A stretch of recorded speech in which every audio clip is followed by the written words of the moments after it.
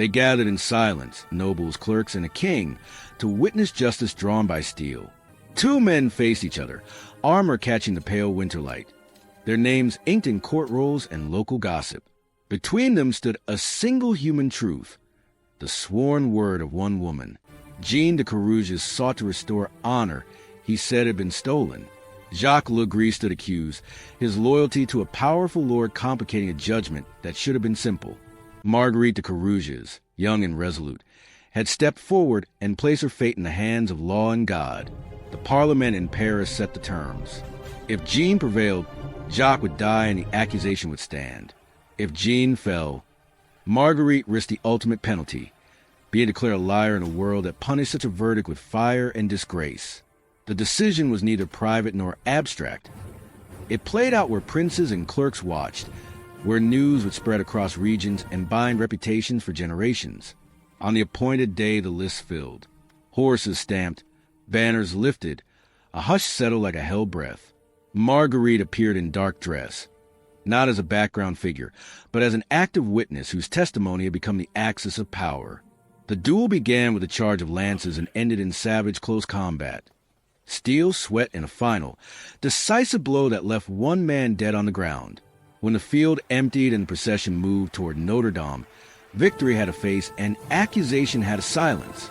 Marguerite's presence receded from chronicles and private memory alike. Did she vanish because history forgot her, or because those in power reshaped her story? The question that follows is simple and terrible. Who is she truly? Stay with me. The answers are more complicated. France in the winter of 1386 was a realm uneasy with itself. The 100 Years' War raged intermittently across its borders, draining royal treasuries and scattering soldiers across ravaged countrysides. Nobles returned from campaigns to find their estates burdened by debt, their titles precarious, and their reputations, often their most precious asset, under constant scrutiny. In such a world, honor was currency, and a single accusation could fracture alliances built over decades. In Normandy, one such fracture was forming. Jean de Carrouges, a knight hardened by years of military service, had fought for king and country, earning respect on the battlefield, yet struggling to secure lasting wealth. His ambitions were real: to restore his family's name, to claim lands once promised, and to cement his status among the region's nobility. But when he returned home from one of his campaigns, he discovered a wound that no campaign could heal, an accusation that struck at the heart of his household and the core of his identity. His wife, Marguerite de Thiberville, had spoken words that would set the kingdom whispering. That Jacques Le Gris, a squire and Jean's former friend turned rival, had entered her home without consent and violated her. The day, she swore, was January 18th, 1386. Her testimony was clear, her memory unwavering, yet in a world governed by male authority, her voice alone was rarely enough. In 14th century France, a noblewoman's accusation of such magnitude carried grave consequences. It believed it could restore her honor and uphold her husband's name. If dismissed, it could condemn her as a liar, subject to public disgrace, or worse, execution for perjury. Marguerite stood on a perilous line between vindication and obliteration, knowing that even the truth could not guarantee her safety. Jean de Carrouges, furious and resolute, took his wife's side without hesitation. But in Normandy's feudal web, justice was never simple. Count Pierre d'Alençon, the local lord and a patron of Le Gris, resisted the accusation. Politics clouded proceedings. Loyalties tangled with favors owed. Witnesses contradicted one another. Clerks hesitated, and judges weighed more than just evidence. They weighed influence. The local court stalled, hesitant to condemn a man favored by the count. Jean saw the delay not as caution but as corruption, an insult to both truth and his own standing. With no faith left in regional justice, he took the unprecedented step of appealing directly to the Parliament of Paris, the kingdom's highest court. It was a bold, dangerous move, one that transformed a private tragedy into a public trial watched by the crown. The Parliament deliberated, studied testimony, and found itself entangled in contradiction. There was no decisive proof, no witnesses to confirm Marguerite's claim beyond her own word. In such deadlocks, medieval jurisprudence sometimes invoked an ancient ritual, trial by combat. The logic was simple yet chilling. God would grant victory to the righteous. The victor's triumph would be divine verdict. The vanquished by their defeat would be proven false. In September 1386, the Parliament granted Jean's petition. The court declared that the truth would be determined not by parchment or plea, but by steel and blood. The duel was sanctioned. The stakes could not have been higher. If Jean triumphed, Le Gris would be judged guilty and executed on the field. If Jean fell, Marguerite would be deemed a perjurer, her body and name subject to the law's most brutal sentence. Justice, in that moment, had become a spectacle. The announcement ignited fascination across France. Judicial duels had become rare relics, half ritual, half entertainment. This one, with its accusation of rape, its royal oversight, and the presence of a noble woman's fate, captivated nobles and commoners alike. It was more than a lawsuit. It was a moral theater, a test of faith, gender, and power. The lists, the arena where the duel would unfold, were ordered prepared near Paris. The king, Charles VI, declared he would attend, lending the event royal gravity. Chroniclers sharpened their quills. Spectators traveled from distant towns to witness what some called the judgment of God. And at the center of it all stood Marguerite, veiled in black, a symbol of mourning for a life that might soon end. Her fate no longer rested on persuasion or evidence. It rested on the strength of her husband's arm. She had chosen to speak, and now the sword would speak in return. For Jean, the duel was a matter of honor. For Le Gris, a desperate fight for his name. For Marguerite, it was life itself. The Parliament's decree transformed a woman's voice into a public trial by combat, binding faith, law, and violence into one irreversible act. Before we step into the blood and clamor of that December morning, pause for a moment. What does it mean when truth must be proven through death? If you believe justice should rely on evidence, not strength, hit the like button. Let's bring more eyes to stories where history asked the wrong question and people paid the price. Once the Parliament accepted Jean de Carrouges' petition in September 1386, the case moved out of private quarrel and into machinery of high justice. The Parliament did what it always did when facts could not be untangled. It recorded testimony, summoned witnesses, and tried away credibility. Yet this was not a simple civil claim. The accusation and allegation of sexual violence against a noble woman carried moral, legal, and political freight. The court's decision to order a duel reflected both the limits of evidence available and a continued cultural belief that divine justice might be revealed through combat. Marguerite's testimony was precise. She gave a day, a place, and a sequence of events. In an era when a woman's honor was policed by men, such a statement was terrifyingly risky. The Parliament's clerks recorded her sworn account. She spoke under oath, knowing the stakes. If the duel went against her husband, she could be convicted of false testimony and face the most severe penalties of medieval law. Her courage, calling witnesses, insisting on the date January 18th, 1386, and standing behind her words, sent the case to the center of royal attention. Le Gris and his supporters offered a different frame. He was a man of standing in the county, close to Count Pierre d'Alençon, and his clients and patrons rallied in his defense. Defense testimony emphasized Le Gris' reputation and sought to cast doubt on motive and memory. Accounts taken later suggest that local politics, land disputes, patronage, grudges old and new, bent witness testimony and shaped how the Parliament read the evidence. In short, this was as much about power as it was about proof. With the duel sanctioned, the months before December were a counterpoint of practical and spiritual preparation. Jean trained and hunted, sharpening skills and rebuilding confidence. Men of arms drilled in weapon handling and mounted tactics. Le Gris, too, readied himself, supported by those who had blocked accusations on his behalf. Both men sought counsel from priests and lawyers. In a culture that mixed piety and spectacle, combatants made spiritual preparations, confession, masses, and prayers, hoping divine favor would follow physical superiority. Chroniclers later noted the earnestness of these rituals. For many, the duel was not mere sport but the last resort of law, sanctified by the church and the crown. Paris braced for the event. The king delayed travel plans so he could attend. The lists were built on the field of St. Martin-de-Champs north of the city, with special seating for royalty and rows for common spectators. Word spread across Normandy and beyond. Nobles, clerks, and curious citizens converged on the capital. The duel staging turned private violence into public drama. Processions, announcements, and a ritual of the list framed the contest as both legal judgment and communal spectacle. Amid these preparations, rumors swelled. Some whispered that the accusation had been a ploy to recover land or revenge a prior slight. Others insisted Marguerite spoke only truth.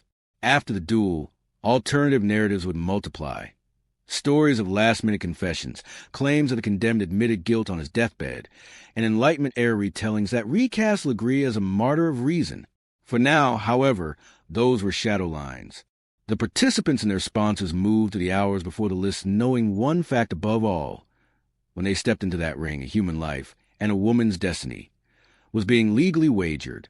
If the idea that someone's fate could hinge on a duel troubles you, tap like now. It helps this story reach more viewers who care about justice and the human cost of law. The legal briefs were filed. The masses were said. The armor was fettled and polished. Marguerite's role remained singular. She had spoken and now waited, visible to those who mattered and vulnerable to those who would rewrite the record. For Jean and Le Gris, preparation was both physical and rhetorical. Each man hoped to prove a point far larger than himself. That victory would be read as truth and defeat as guilt. As December closed in, Paris filled with expectation, and the question that would otherwise be settled by evidence was about to be settled by combat. December 29th, 1386 arrived with a cold that bit through mail and wool. The lists were ringed in timber and cloth. Rows of benches held men who had come to see a verdict rendered in the only language some still trusted, violence. The king watched from a high seat. Clerks took notes. Priests murmured prayers. Among them all, Marguerite sat forward, her hands folded, her face a still point as the two men prepared to speak for her fate. The first stage was mounted charge. Lances couched, riders galloping, the thunder of hooves swallowed, and then answered by the thud against padded shields. For a moment the contest looked like any tournament bout, a test of skill and reach. Then, as often happened when honor was forced into close quarters, the distance closed.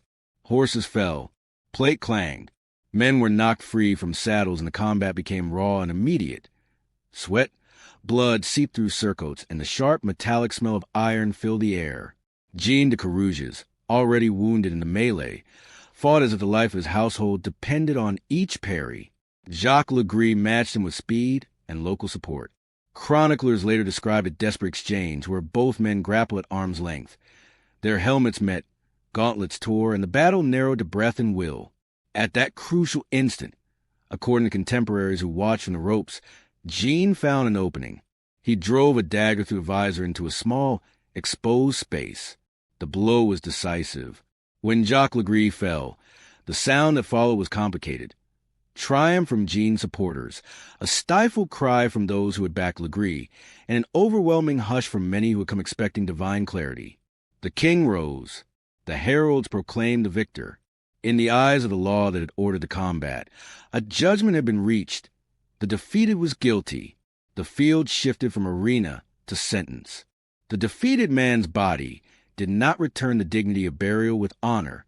Medieval custom reserved particular kind of public humiliation for those judged guilty by combat. The vanquished was treated as a condemned criminal.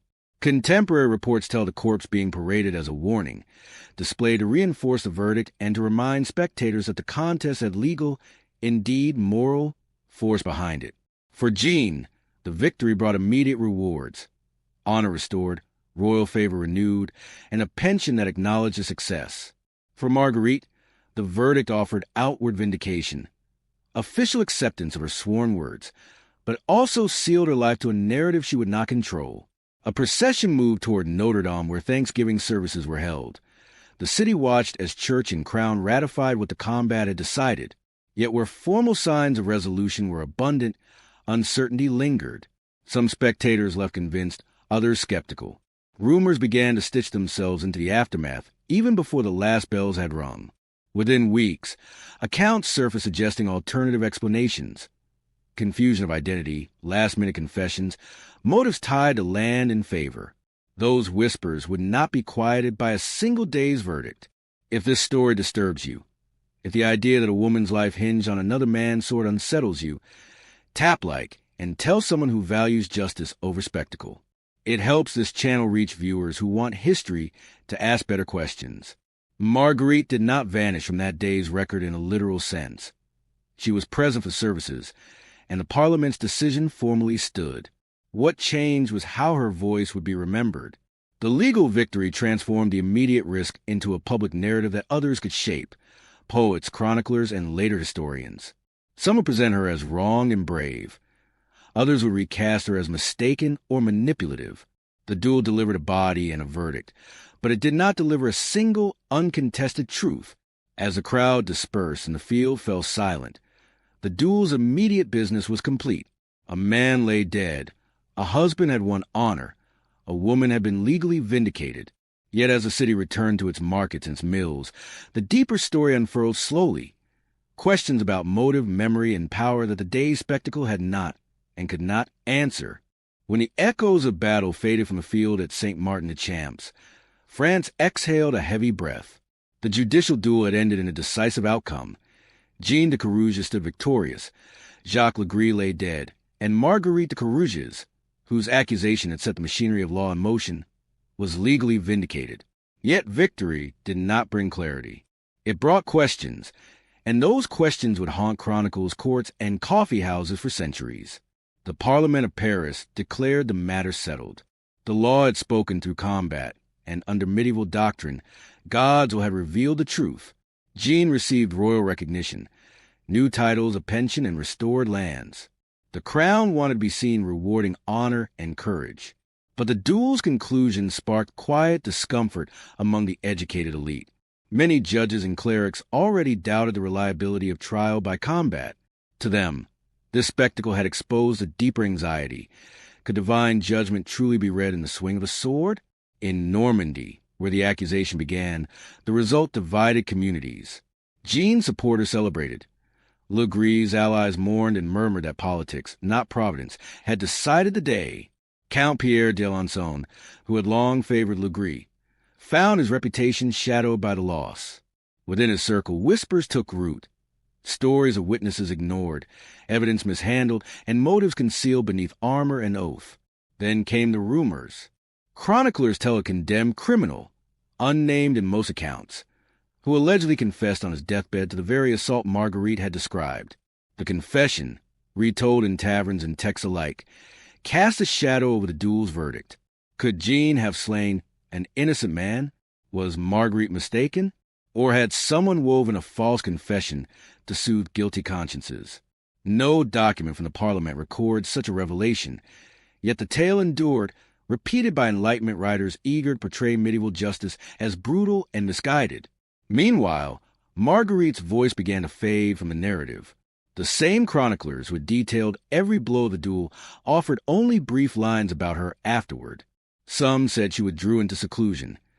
Others imagined she entered a convent, seeking peace beyond public judgment. None recorded her own reflections on what she had endured.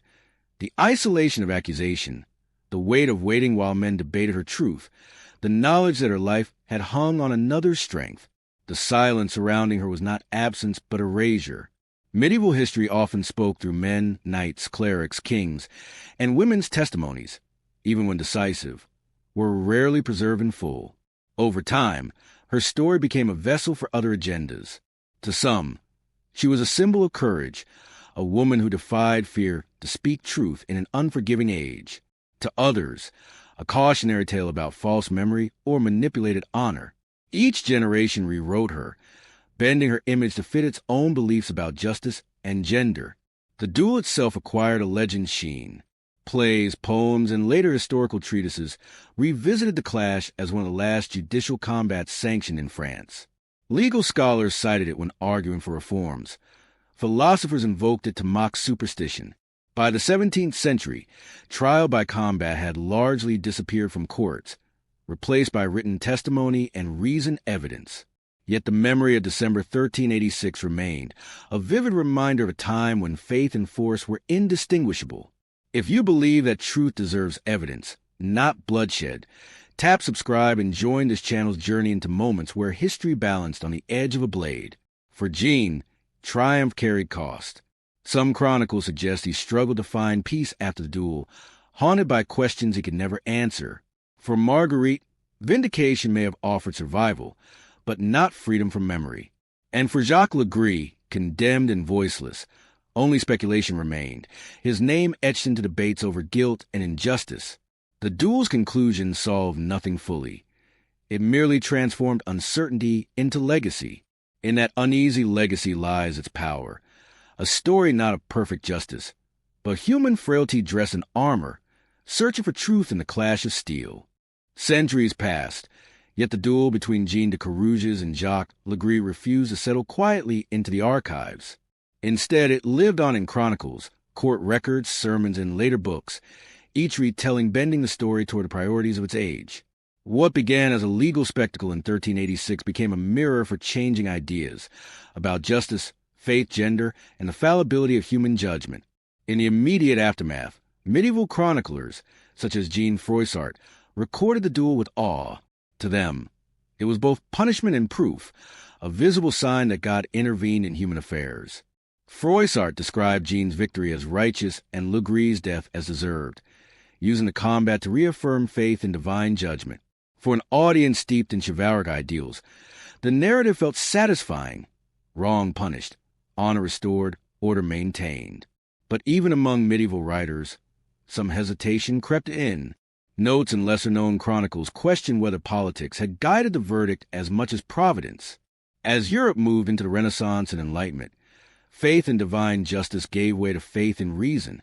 Philosophers revisited old cases like this one to criticize medieval superstition. In their hands, Marguerite's testimony became secondary to the larger argument that trial by combat was barbaric, a relic of ignorance. Writers such as Voltaire and later rationalist historians cited the duel to demonstrate how easily passion and patronage could masquerade as law.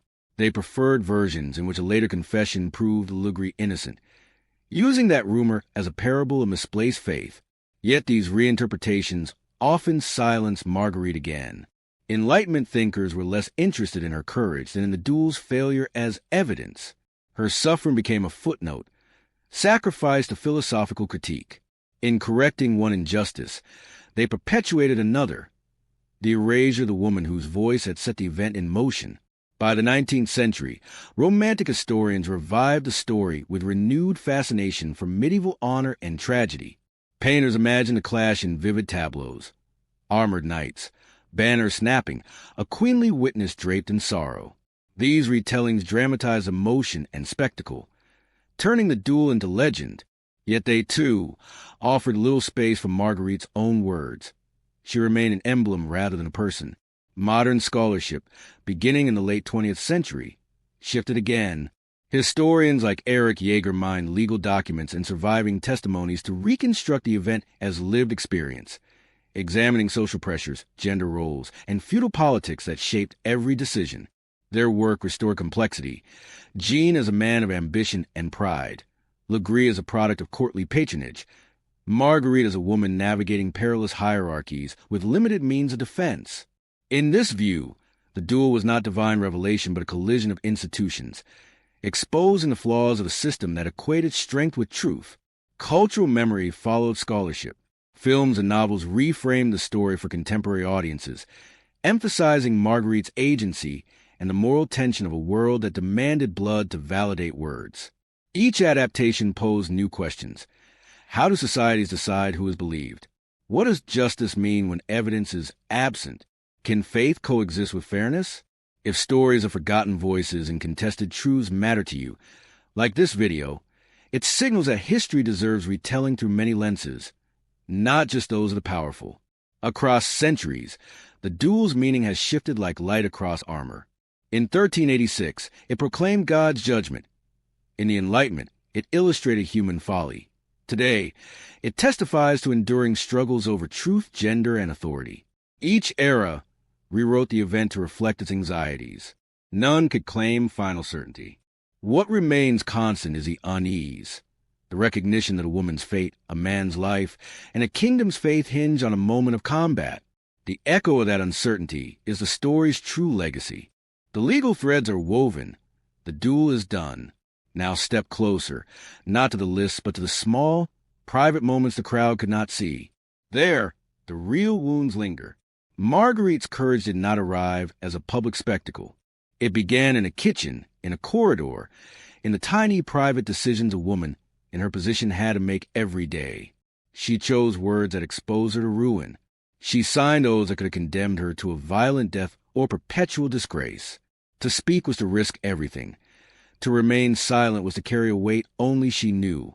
After the combat, vindication set beside an exhaustion that no pension or praise could lift. Her name was legally cleared.